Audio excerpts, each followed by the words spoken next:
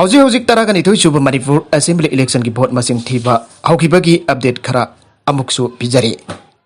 Wangkoi Assembly constituency ki first round loibo phawada NPP na lising ani chadre yankai ga mga phangduna mangjin thaduna chale. BJP na lising ani sukna ni fumari phangle.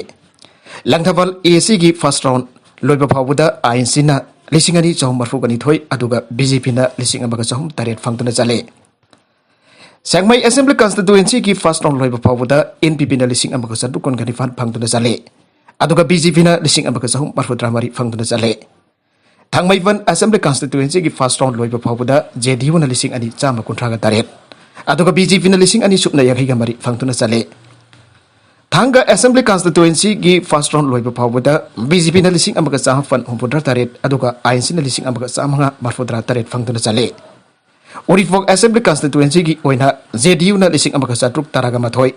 BJP na lising amaka samri marfu NPP na lising amaka samri taraga ni thoi phangduna yamna nakna inna sanare Kaisamthong Assembly constituency ki first round loiba phawada RVI na lising amaka samanga humpuga mathoi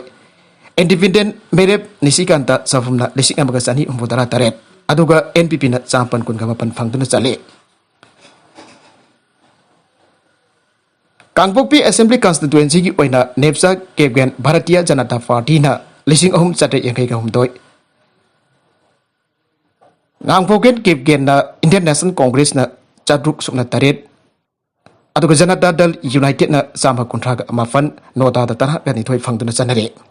58 Chanpur AC gi first round loiba phawuda BJP na lising amaka chadruk kun kamafan INC na chaden ifugani fan NPP na humpudra JDU na samha marfugani fan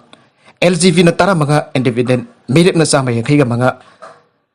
KNA na taruk second round loy fawabuda BJP na lising ang mga samri kontra ka taruk INC na lising ang mga samri taraga mari NPP na nifuga mafan JDU na lising ang mga suk na taraga ni fan LGV na taraga ni toy independent na sani kontra ka ni fan KNA na kun ka taret Ziribam Assembly constituency ki first round loy fawabuda fang na kifa masing BJP na lising ani sa tukun ko humdoy Congress na lising ang mga suk na humfuga mga NPP na chama ko humfuga humdoi JDU na champan barfuga mapan phangduna janare Housing ki mamangda phangkiba pau omagaktanga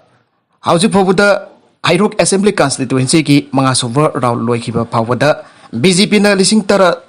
sa mga chuna ama phangduna mangjin thaduna chale INC na lising mapan chatruk marfudra ma thoi phangduna chale aduga NPP na lising chatruk marfuga mapan phangduna chale